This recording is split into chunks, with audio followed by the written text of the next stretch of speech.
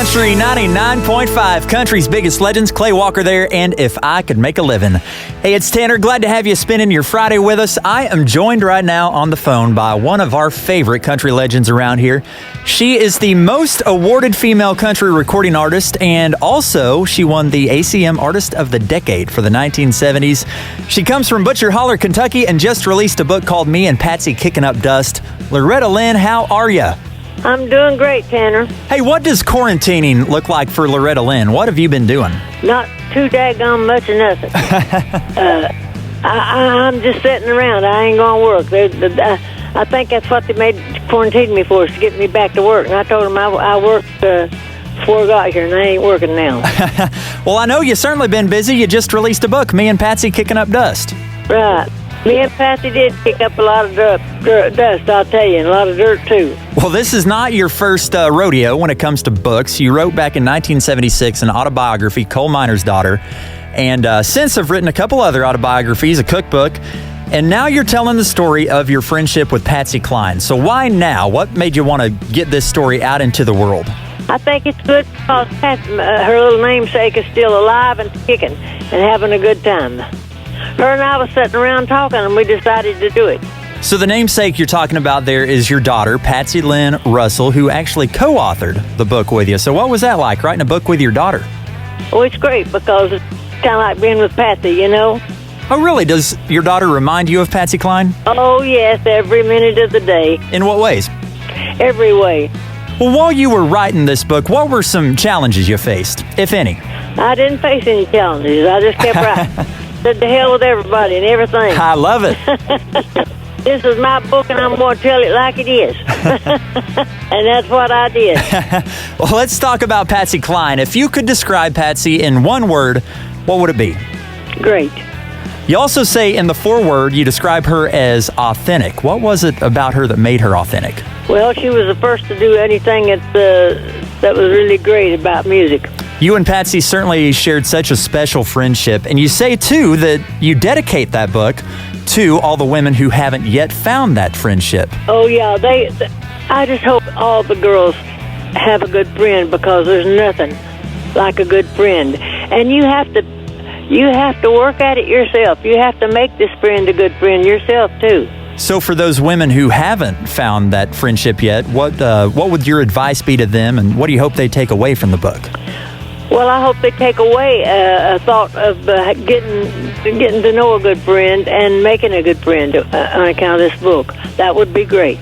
Well, in conjunction with the book, you also recorded a cover of Patsy Cline's I Fall to Pieces. Came with a great music video showing all kinds of pictures and illustrations. That had to bring back a bunch of great memories. Oh, yes, it did.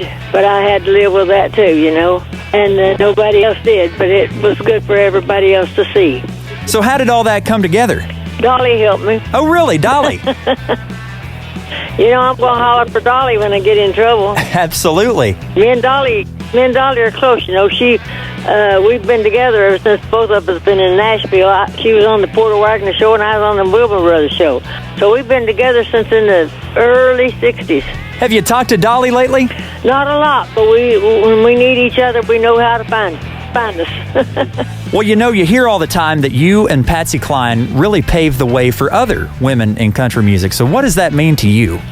That means a lot, because anything I can do to help a girl singer, I will do it. And if they need me for anything, they know how to get a hold of me. Just call me up, and if you need me to help you with anything in a song, I'll help you, honey. Just call me. Who are some of the new country artists that you help out? I always love Miranda.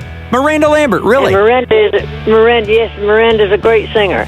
You hear that, Miranda? Come and see your old friend, Miranda. We need to get together now and then, because we learn from each other. Let's go back in time here real quick. Your first single, 1960, I'm a Honky Tonk Girl. If you could tell the Loretta then what you know now, what would be the one piece of advice you would give her? You know, my younger self done it just about right. She kept working her butt off, and she did it. And there's no other way I could say that she made it, because she worked at it. And nobody else is going to make it unless they work at it. I was doing everything I could think of, and everybody was saying, boy, you're doing the wrong thing. I said, good. It's wrong, then somebody's going to holler. What was one of the biggest challenges you faced when you were starting out then? I think the people that tried to keep me from doing what I wanted to do. Well, it's got to be pretty fulfilling then, looking back and thinking, man, I really showed them. I did. I just kept working, and I worked harder than they did. And whoever's trying to make it now will have to work harder than I did. And that's going to be hard work, but girls, you'll have to do it. Because I laid the line out there for you to follow, and if you're going to make it, you better work hard. And you know, I think that's a good piece of advice, regardless of music industry or not. Work hard and don't let anybody work harder than you, and you will certainly make it. Loretta, thank you so much for taking some time to stop here and talk with us. Thank you, sweetheart. Well, it's been an absolute honor, and we're definitely proud to play your music here on our station. And let me tell you, too, there are some serious Loretta Lynn fans here in Northeast Oklahoma. And I love every one of them. You know that? I love every one of my fans. I don't call them fans. I call them my friends. They're the greatest. They're the one. If it wasn't for them, I wouldn't be sitting here talking to you. Yeah. Because they worked as hard as I did. Some of them worked harder.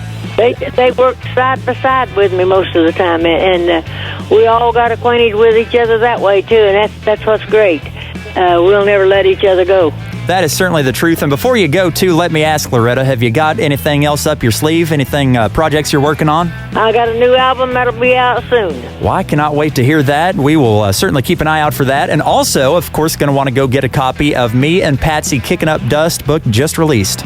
Yes, you all, if you haven't got this big book, you need it because maybe it'll help you with your first friend. If Patsy were still around, what would y'all be doing while you're quarantined right now? If she was still alive, there's no telling what we'd be doing. We'd probably already had Nashville tore up. Well, thank you very much, Loretta. Hey, you stay safe. Thank you, sweetheart.